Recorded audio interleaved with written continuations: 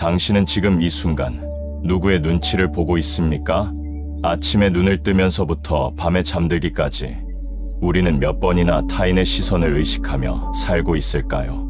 자식의 눈빛, 배우자의 한숨, 이웃의 수군거림, 친구들의 평가. 60평생을 살아왔건 70고개를 넘었건 우리는 여전히 남의 입에 오르내리는 것을 두려워하고 누군가의 인정을 갈구하며 하루하루를 보냅니다. 오늘 저는 여러분과 함께 이 굴레에서 벗어나는 길을 찾아보려 합니다. 인생의 후반전, 이제는 진정으로 자유로워질 때가 되지 않았습니까?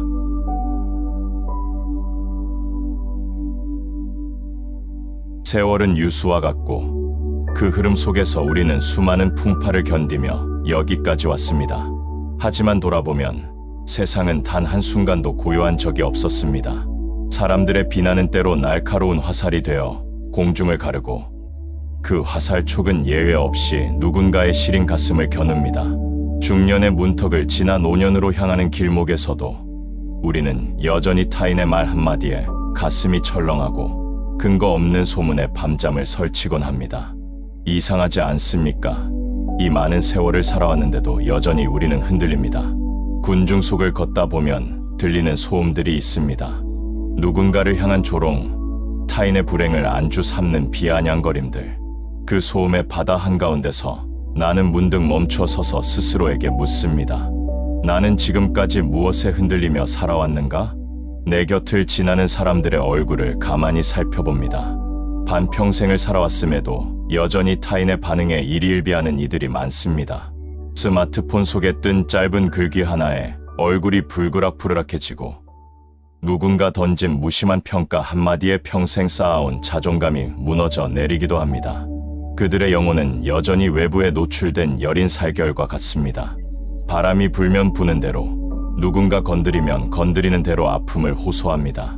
세월이 흘렀어도 내면의 중심은 여전히 텅 비어있고 그 공허함을 채우기 위해 끊임없이 외부로부터 무언가를 구걸합니다. 하지만 그 소란스러운 풍경 너머로 마치 다른 시공간에 사는 듯한 사람들이 보입니다. 그들은 수십 년의 세월을 견딘 뿌리 깊은 고목처럼 정적 속에 머뭅니다. 비바람이 몰아쳐도 잎사귀 몇 개 흔들릴 뿐 줄기는 미동도 하지 않습니다.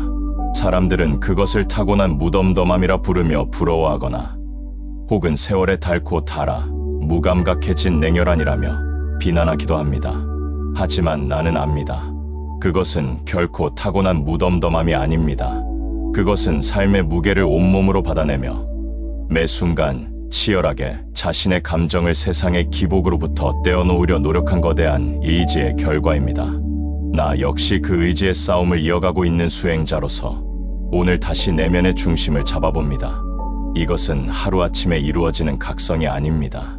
수천 번의 흔들림과 수만 번의 다짐 끝에 조금씩 단단해지는 영혼의 근육입니다.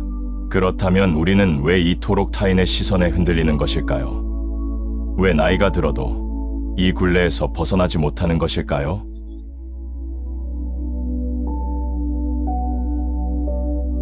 나이가 든다는 것은 더 많은 사람과 얽힌다는 뜻이기도 합니다. 가족, 친구, 동료, 그 수많은 관계 속에서 우리는 때로 노골적인 적이나 오해를 마주합니다. 차가운 공기 속에서 내 인생의 성과가 폄하되고 내가 지켜온 가치관이 구식이라 치부되는 말들을 듣기도 합니다. 젊은 시절의 나였다면 즉시 방어 기제를 작동시켰을 것입니다. 얼굴은 달아오르고 심박수는 가팔라지며 상대를 설득하거나 반박하기 위해 머릿속으로 수천 개의 화살을 깎았을 것입니다. 그날 밤은 억울함에 잠을 설쳤을 것이고 거울 속에 나는 증오로 일그러진 낯선 노인의 모습을 하고 있었을지 모릅니다. 하지만 지금의 나는 다릅니다. 상대의 입술에서 튀어나온 독설이 내 귀에 닿기도 전에 나는 내면의 여과기를 가동합니다. 저 비난은 정말 나의 본질을 찌르고 있는가? 저 이의 말이 나의 지난 세월을 부정할 수 있는가? 대답은 단호하게 아니오입니다. 저 화살은 내가 아닌 상대가 자기 마음대로 그려놓은 나라는 관역을 향해 날아갈 뿐입니다. 거울 속의 내 모습이 진짜 내가 아니듯 타인의 눈에 비친 나 역시 그들의 편견과 결핍이 투영된 허상에 불과하다는 사실을 이제는 뼈저리게 이해합니다. 우리가 평생 타인의 평가에 흔들려온 이유는 간단합니다. 우리는 타인의 눈 속에 비친 내 모습을 진짜 나라고 착각해왔기 때문입니다. 그 착각은 어린 시절부터 시작됩니다. 부모의 칭찬과 꾸중, 선생님의 평가, 친구들의 반응, 이 모든 것들이 우리에게 나라는 존재를 정의하는 거울이 되었습니다. 하지만 그 거울은 왜곡되어 있습니다. 타인의 눈은 결코 객관적이지 않습니다. 그들 자신의 불안과 욕망, 편견과 한계가 투영된 렌즈일 뿐입니다. 우리가 그 왜곡된 거울 앞에서 평생을 보낸다면 우리는 결코 진짜 나 자신을 만날 수 없습니다.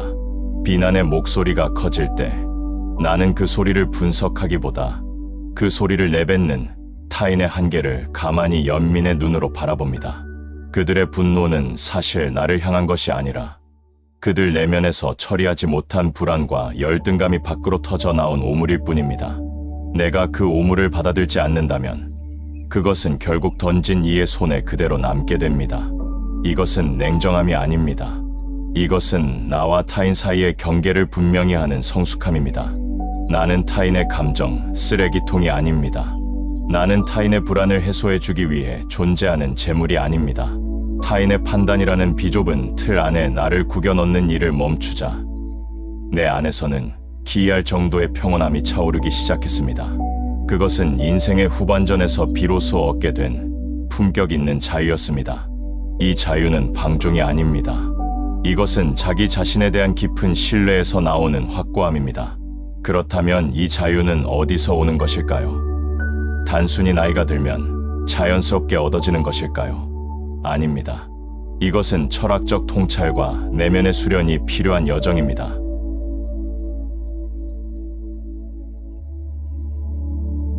어두운 방 안, 돋보기를 쓰고 낡은 책장을 넘깁니다. 아르투어, 쇼펜하우어.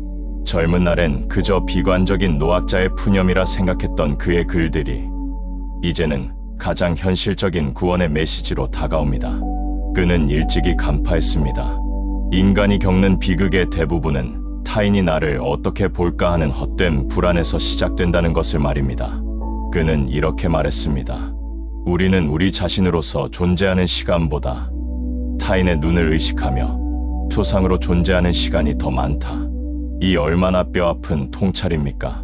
우리는 타인의 머릿속이라는 비좁고 불결한 장소에 우리 삶의 근거지를 마련하려 평생을 애써왔습니다. 그곳은 내가 통제할 수 없는 기후와 지형을 가진 척박한 땅입니다. 그 불확실한 땅에 행복이라는 집을 지으려 하니 작은 바람에도 무너질까 평생을 전전긍긍하며 살아온 것입니다. 쇼펜하우어는 인간의 행복이 세 가지 요소로 이루어진다고 보았습니다. 첫째는 내가 가진 것, 즉 재산과 물질적 조건입니다. 둘째는 내가 타인에게 보이는 모습, 즉 명성과 지위입니다. 셋째는 내가 실제로 무엇인가, 즉 내면의 자질과 정신적 풍요입니다. 그는 단호하게 주장했습니다. 이 세 가지 중 오직 세 번째 것만이 진정한 행복의 원천이라고 말입니다. 재산은 도둑맞을 수 있고 명성은 하루아침에 무너질 수 있습니다. 하지만 내면의 풍요만은 누구도 빼앗아갈 수 없습니다. 그것은 오직 나만의 것이고 죽는 순간까지 나와 함께할 유일한 동반자입니다. 쇼펜하우어는 내면이 빈곤한 사람일수록 외부의 소음과 자극에 집착하게 된다고 경고했습니다. 속이 텅 빈 북일수록 두드리는 소리가 크게 울리듯 내면의 자산이 없는 자는 타인의 찬사와 박수 소리로 그 공허를 채우려 합니다. 하지만 그 찬사는 신기루와 같아서 손에 잡히는 듯하다가도 금세 사라져 우리를 더욱 갈증나게 만듭니다. 결국 타인의 노예가 되어버리는 것이지요. 그들의 입에서 나오는 한마디가 우리 삶의 방향을 좌우하고 우리는 그 불확실한 바람에 이리저리 흔들리는 갈대가 됩니다. 그렇다면 우리는 어떻게 내면을 풍요롭게 만들 수 있을까요? 쇼펜하우어는 교육과 수양, 사색과 독서를 강조했습니다. 하지만 그것만으로는 부족합니다. 더 중요한 것은 자기 자신과의 관계를 깊이 있게 가꾸는 것입니다. 우리는 평생 타인과의 관계에만 신경을 썼습니다. 어떻게 하면 저 사람에게 좋은 인상을 줄 수 있을까? 어떻게 하면 저 사람의 비난을 피할 수 있을까? 하지만 정작 나 자신과의 관계는 방치해왔습니다. 나는 내가 좋아하는 것이 무엇인지, 내가 진정으로 원하는 것이 무엇인지, 내가 어떤 가치관을 가지고 있는지조차 제대로 모릅니다. 나는 그의 조언에 따라 이제 내면의 영토를 가꾸는데 온 힘을 쏟기로 했습니다. 내 안에 깊은 도서관을 짓고 나만의 고요한 정원을 가꾸며 누구도 침범할 수 없는 가치관의 성벽을 쌓습니다. 내 영혼이 스스로를 먹여 살릴 수 있을 만큼 풍요로워진다면 깎에서 불어오는 찬바람은 그저 창밖을 지나는 계절의 변화일 뿐입니다. 나는 더 이상 타인에게 내 행복을 구걸하지 않습니다. 나는 내 안에서 샘솟는 기쁨으로 충만합니다. 쇼펜하우어가 말한 고독은 단순히 사람들로부터 멀어지는 것이 아닙니다. 그것은 타인의 평가라는 소음으로부터 내 영혼을 보호하는 성역을 만드는 것입니다. 그 성역 안에서 우리는 비로소 온전한 나 자신이 될 수 있습니다. 그는 또한 이렇게 말했습니다. 평범한 사람은 환경을 통해 행복을 얻으려 하지만 현명한 사람은 자기 자신을 통해 행복을 얻는다. 환경은 변덕스럽고 타인은 예측 불가능합니다. 하지만 나 자신은 내가 가꿀 수 있고 내가 변화시킬 수 있습니다. 이제 우리는 철학적 이해에서 한 걸음 더 나아가야 합니다. 아는 것과 실천하는 것은 다릅니다. 어떻게 하면 이 깨달음을 실제 삶 속에서 구현할 수 있을까요?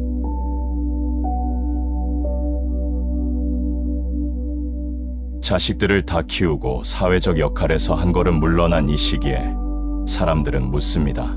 그렇게 홀로 지내면 외롭지 않느냐고, 세상 돌아가는 일에 너무 무관심한 것 아니냐고 말입니다. 나는 빙그레 웃으며 대답합니다.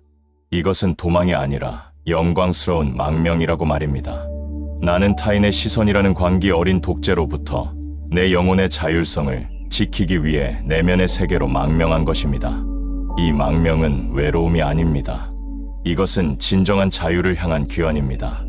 나는 마침내 나라는 나라의 주권을 되찾은 것입니다. 고독과 외로움은 다릅니다. 외로움은 타인의 부재에서 오는 결핍감이지만 고독은 자기 자신과의 깊은 만남에서 오는 충만함입니다. 외로움은 공허하지만 고독은 풍요롭습니다. 외로움은 고통이지만 고독은 축복입니다. 나는 여전히 세상을 향해 예민한 감각을 열어두고 있습니다. 길가의 핀 작은 들꽃의 흔들림에 감동하고 이웃의 아픔에 진심으로 공감하며 해질녘 노을의 아름다움에 눈시울을 붉힙니다. 하지만 그 예민함의 방향을 이제는 밖이 아닌 안으로 돌립니다. 외부의 자극이 나를 흔들도록 방치하는 것이 아니라 그 자극이 내 마음의 호수에 어떤 파문을 일으키는지 가만히 관찰하는 지혜로운 실험자가 됩니다. 나는 내 감정의 주인이 되었습니다. 감정이 나를 끌고 다니는 것이 아니라 내가 감정을 바라보고 이해하고 조율합니다. 이제 나는 세상의 소음과 나 사이에 거대한 심연을 둡니다. 그 깊은 골짜기 아래로 타인들의 악의와 시기, 덧없는 칭찬들을 흘려보냅니다.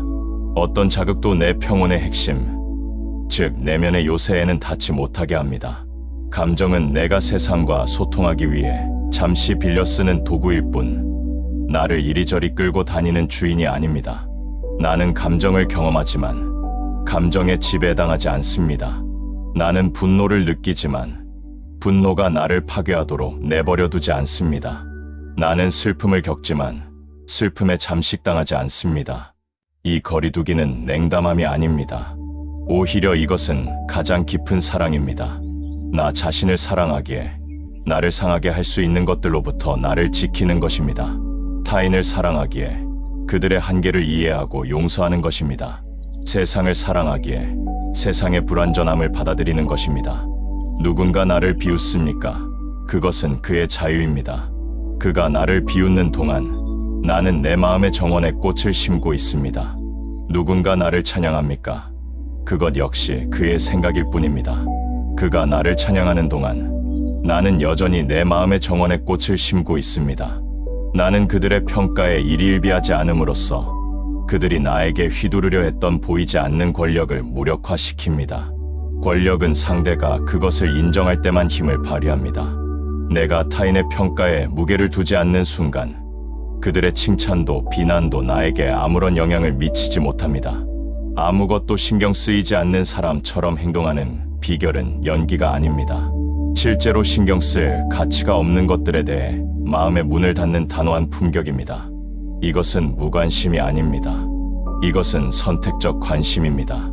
나는 진정으로 중요한 것에만 내 에너지를 쏟기로 결심했습니다. 무엇이 진정으로 중요한가요? 내 가치관, 내 성장, 내 평화, 내가 사랑하는 사람들의 행복. 이것들이 진정으로 중요한 것들입니다. 타인의 일시적인 평가, 변덕스러운 명성, 근거 없는 소문들, 이런 것들은 중요하지 않습니다. 침묵의 요새 안에서 나는 비로소 내 영혼의 목소리를 듣습니다. 세상의 소음에 묻혀있던 그 작고 깊은 목소리를 말입니다. 그 목소리는 내게 말합니다. 너는 충분히 가치 있다. 너는 누구의 인정도 필요 없다. 너는 이미 완전하다. 이 목소리를 듣기 위해서는 고요함이 필요합니다. 바깥의 고요함이 아니라 내면의 고요함입니다. 세상이 아무리 시끄러워도 내 안이 고요하다면 나는 평화롭습니다. 세상이 아무리 조용해도 내 안이 시끄럽다면 나는 고통스럽습니다. 고독은 이 내면의 고요함을 가꾸는 토양입니다. 혼자만의 시간은 사치가 아니라 필수입니다. 그 시간 속에서 우리는 세상의 가면을 벗고 타인의 기대를 내려놓고 온전한 나 자신으로 돌아갑니다. 하지만 내면의 요새를 쌓는 것만으로 충분할까요? 우리는 여전히 세상 속에서 살아가야 합니다. 어떻게 하면 내면의 자립을 유지하면서도 세상과 건강하게 관계 맺을 수 있을까요?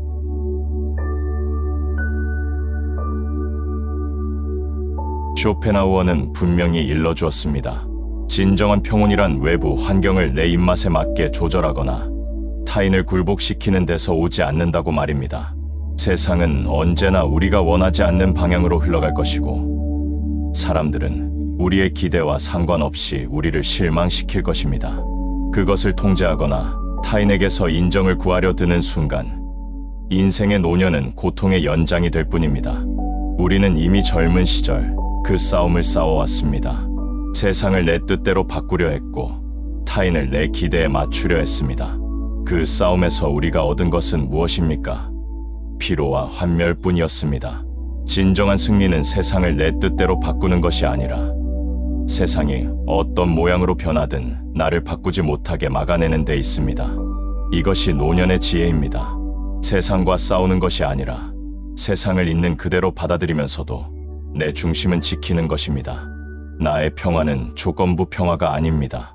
자식이 잘 된다면, 건강이 허락한다면, 남들이 알아준다면이라는 전제 조건이 붙는 평온은 모래성 위에 지은 집과 같습니다. 파도가 한 번만 밀려와도 무너져버립니다. 나의 평온은 오로지 내 안의 깊은 샘물에서 발원합니다.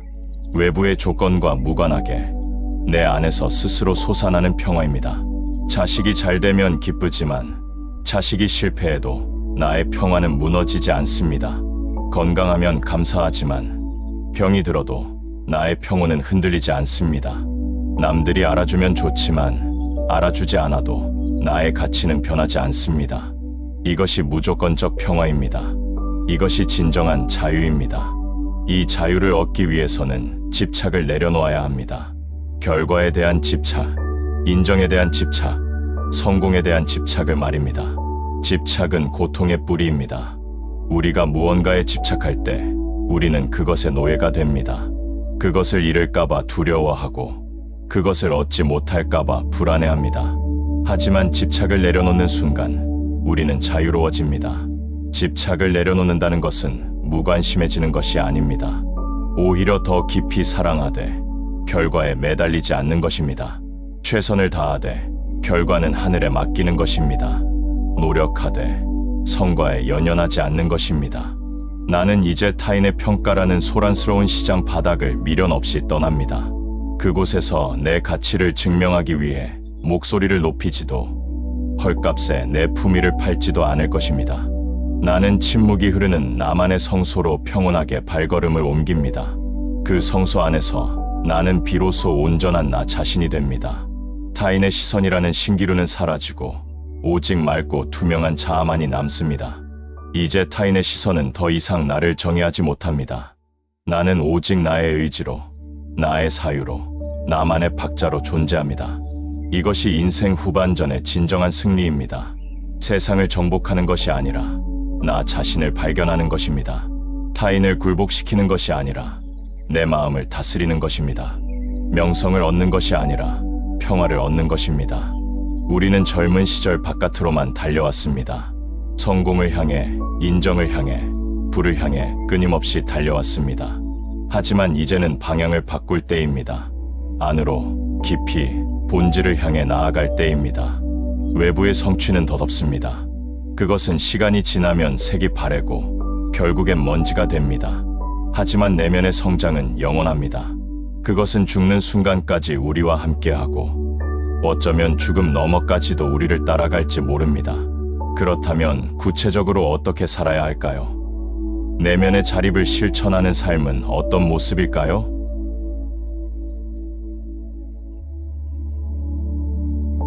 내면의 자립을 얻은 사람의 삶은 겉으로 보기에는 평범할 수 있습니다. 화려한 성취도, 눈에 띄는 변화도 없을 수 있습니다. 하지만 그 내면에서는 거대한 혁명이 일어나고 있습니다. 아침에 눈을 뜰 때 나는 더 이상 세상이 나를 어떻게 볼까 걱정하지 않습니다. 오늘 하루를 어떻게 의미 있게 보낼까만 생각합니다. 거울 앞에 섰을 때 나는 세월의 흔적을 부끄러워하지 않습니다.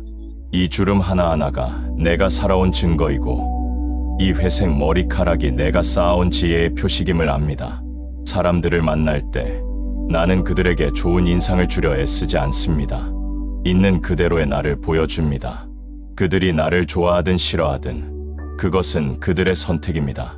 나는 나 자신을 좋아하기 때문에 타인의 호감이 필요하지 않습니다. 비판을 들을 때 나는 방어적이 되지 않습니다. 그 비판이 정당한지 가만히 살펴봅니다. 만약 정당하다면 겸허히 받아들이고 개선합니다.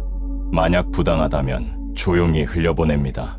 나는 비판에 휘둘리지도 비판을 두려워하지도 않습니다. 칭찬을 들을 때 나는 우쭐대지 않습니다. 감사히 받되 그것에 집착하지 않습니다. 칭찬은 바람과 같아서 왔다가 가는 것임을 압니다. 그 바람에 흔들리지 않고 중심을 지킵니다. 혼자 있을 때 나는 외롭지 않습니다. 오히려 가장 충만합니다. 나 자신과 깊은 대화를 나누고 내 영혼의 목소리를 듣습니다. 책을 읽고 사색하고 명상합니다. 이 시간이 가장 소중한 시간입니다. 사람들과 함께 있을 때 나는 진심으로 그들과 소통합니다. 하지만 그들의 기대에 맞추려 나를 왜곡하지 않습니다.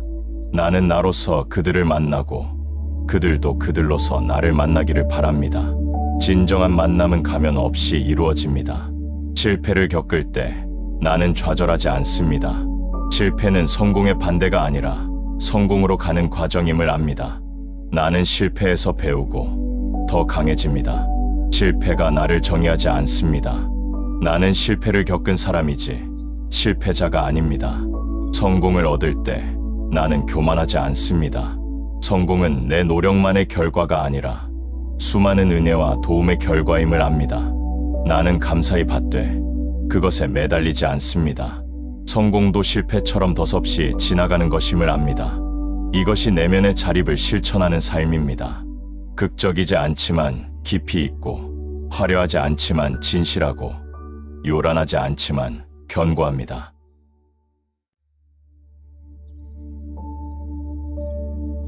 내면의 자립을 얻었다고 해서 타인과의 관계를 끊는 것은 아닙니다. 오히려 더 건강한 관계를 맺을 수 있게 됩니다. 타인에게 의존하지 않기 때문에 타인을 있는 그대로 사랑할 수 있습니다. 타인의 인정이 필요하지 않기 때문에 타인에게 진실할 수 있습니다. 의존적인 관계는 불안정합니다. 나는 타인이 나를 사랑해 주기를 바라고 타인은 내가 자신을 사랑해 주기를 바랍니다. 우리는 서로에게서 받으려고만 하고 받지 못하면 실망하고 원망합니다. 이런 관계는 결국 피로와 갈등으로 이어집니다. 하지만 자립적인 관계는 안정적입니다. 나는 이미 내 안에서 충만하기 때문에 타인에게 주는 것이 기쁩니다. 타인도 자신 안에서 충만하기 때문에 나에게 주는 것이 기쁩니다. 우리는 서로에게서 무언가를 얻으려 하지 않고 그저 함께 있는 것 자체를 즐깁니다. 이런 관계에서는 집착이 없습니다. 나는 타인이 나를 떠나도 무너지지 않습니다. 타인 역시 내가 떠나도 무너지지 않습니다. 우리는 서로를 붙잡으려 하지 않고 자유롭게 합니다. 역설적이게도 이런 관계가 가장 깊고 오래갑니다. 가족 관계도 마찬가지입니다. 자식에게 과도한 기대를 하지 않습니다. 자식은 나의 소유물이 아니라 독립적인 인격체입니다. 그들이 내 기대대로 살아주기를 바라는 것은 그들의 인생을 빼앗는 것입니다. 나는 그들을 사랑하되 그들의 선택을 존중합니다. 배우자와의 관계도 변화합니다. 나는 배우자가 나를 행복하게 해주기를 기대하지 않습니다.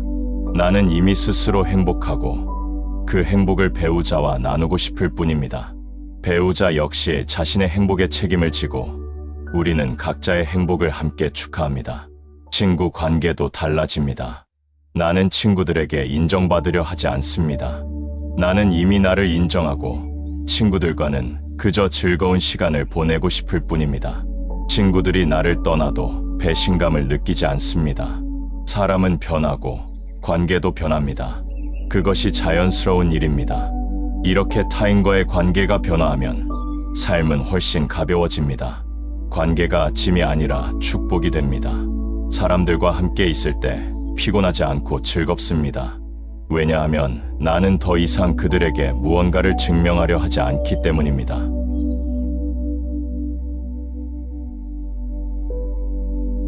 나이가 든다는 것은 단순히 세월이 흐르는 것이 아닙니다. 그것은 영혼이 성숙해지는 과정입니다. 젊은 시절에 우리는 미숙했습니다. 세상을 잘 몰랐고 나 자신도 잘 몰랐습니다. 타인의 시선에 민감했고 실패를 두려워했습니다.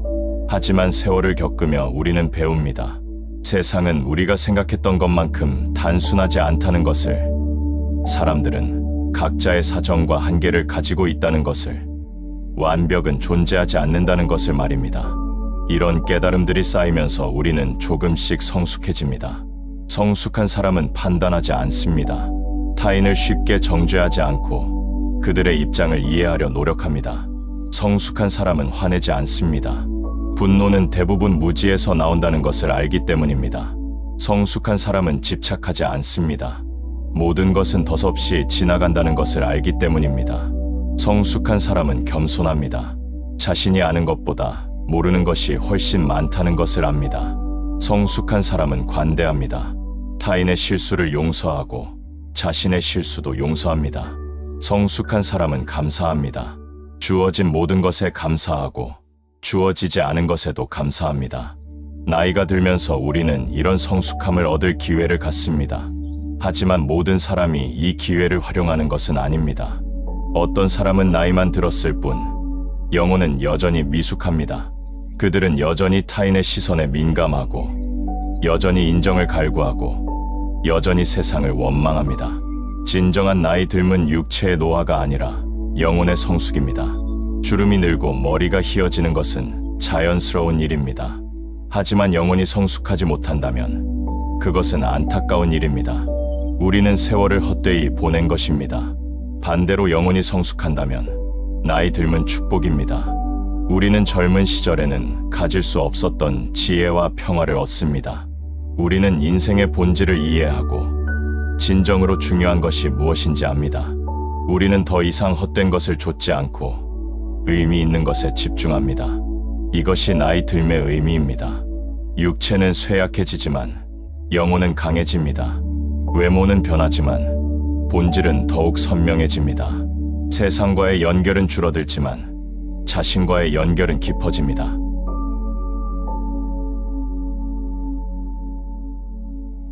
내면의 자립을 얻은 사람은 죽음 앞에서도 자유롭습니다. 죽음은 더 이상 두려운 것이 아닙니다. 왜냐하면 우리는 이미 진정으로 살았기 때문입니다. 타인의 기대에 맞춰 살지 않고 나 자신으로 살았습니다. 후회가 없습니다. 타인의 시선에 얽매여 산 사람은 죽음 앞에서 후회합니다. 왜 나는 진짜 내가 되지 못했을까? 왜 나는 타인의 인정만 쫓았을까? 왜 나는 내가 하고 싶은 것을 하지 못했을까? 이런 후회는 죽음을 더욱 고통스럽게 만듭니다. 하지만 내면의 자립을 얻은 사람은 죽음 앞에서 평온합니다. 나는 내 삶을 살았다. 완벽하지는 않았지만 진실했다. 성공하지 못한 것도 많지만 최선을 다했다. 나는 나 자신에게 부끄럽지 않다. 이런 평온함은 죽음을 자연스러운 마무리로 받아들이게 합니다. 죽음은 끝이 아니라 완성입니다. 우리는 태어날 때부터 죽음을 향해 걸어왔습니다. 죽음은 인생의 마지막 문장이고 마침표입니다. 그 마침표가 평온하고 품위 있기를 바란다면 우리는 지금부터 내면의 자립을 실천해야 합니다. 타인의 시선에서 자유로워지는 것, 이것이 죽음에서도 자유로워지는 길입니다. 왜냐하면 타인의 시선에 대한 두려움이 사실은 죽음에 대한 두려움이기 때문입니다. 우리는 타인의 기억 속에 좋은 모습으로 남고 싶어 합니다. 타인에게 잊히는 것을 두려워합니다. 이것이 죽음의 두려움입니다. 하지만 타인의 기억이 중요하지 않다는 것을 깨달을 때 죽음도 중요하지 않게 됩니다. 아니, 정확히 말하면 죽음이 자연스러운 일이 됩니다. 모든 것은 태어나고 죽습니다. 꽃도, 나무도, 별도, 사람도 마찬가지입니다. 이것이 우주의 법칙입니다. 우리는 이 법칙에 저항할 수 없습니다. 하지만 받아들일 수는 있습니다. 그리고 받아들일 때 우리는 자유로워집니다. 죽음이 두렵지 않게 되면 삶도 두렵지 않게 됩니다. 우리는 비로소 진정으로 살 수 있습니다.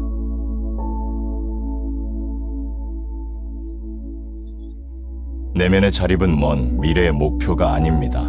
지금 이 순간부터 시작할 수 있는 실천입니다. 어렵지 않습니다. 작은 결심 하나면 충분합니다. 오늘부터 타인의 평가에 흔들리지 않기로 결심합니다. 누군가 나를 비난하면 그 비난이 정당한지 가만히 살펴봅니다. 정당하다면 받아들이고 부당하다면 흘려보냅니다. 누군가 나를 칭찬하면 감사히 받되 집착하지 않습니다. 오늘부터 나 자신과 깊은 대화를 나누기 시작합니다. 하루에 10분이라도 좋습니다. 조용한 곳에 앉아 내 마음의 소리를 듣습니다. 나는 무엇을 원하는가? 나는 무엇을 두려워하는가? 나는 어떤 사람이 되고 싶은가? 이런 질문들을 스스로에게 던집니다. 오늘부터 의미 없는 관계에 에너지를 쏟지 않기로 합니다. 나를 소모시키는 사람들과는 거리를 둡니다. 나를 성장시키는 사람들과 시간을 보냅니다. 혼자 있는 시간도 소중히 여깁니다. 오늘부터 작은 성공과 실패에 일희일비하지 않기로 합니다. 모든 것은 지나갑니다. 좋은 일도 나쁜 일도 영원하지 않습니다. 나는 그 변화의 한가운데서 중심을 지킵니다. 이런 작은 실천들이 쌓이면 어느새 우리는 변화합니다. 타인의 시선이 더 이상 나를 정의하지 못합니다. 나는 나 자신으로 충분합니다. 이것이 내면의 자립입니다. 시작하기에 너무 늦은 때는 없습니다. 지금이 바로 가장 좋은 때입니다. 오늘부터 시작합니다. 내일이 아니라 오늘, 지금 이 순간부터 말입니다.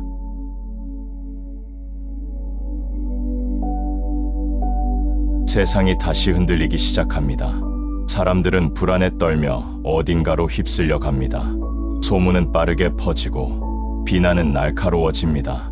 모두가 누군가를 탓하고 누군가에게 인정받으려 애씁니다. 하지만 나는 가만히 자리에 앉아 따뜻한 차 한 잔을 마십니다. 창밖의 풍랑은 거세지만 내 안의 촛불은 미동도 없이 고요하게 타오르고 있습니다. 나는 나로서 충분합니다. 타인의 인정이 필요하지 않습니다. 세상의 찬사도 세상의 비난도 나를 흔들지 못합니다. 나는 내 안의 깊은 샘물에서 평화를 길어 올립니다. 그 평화는 마르지 않고 식지 않습니다.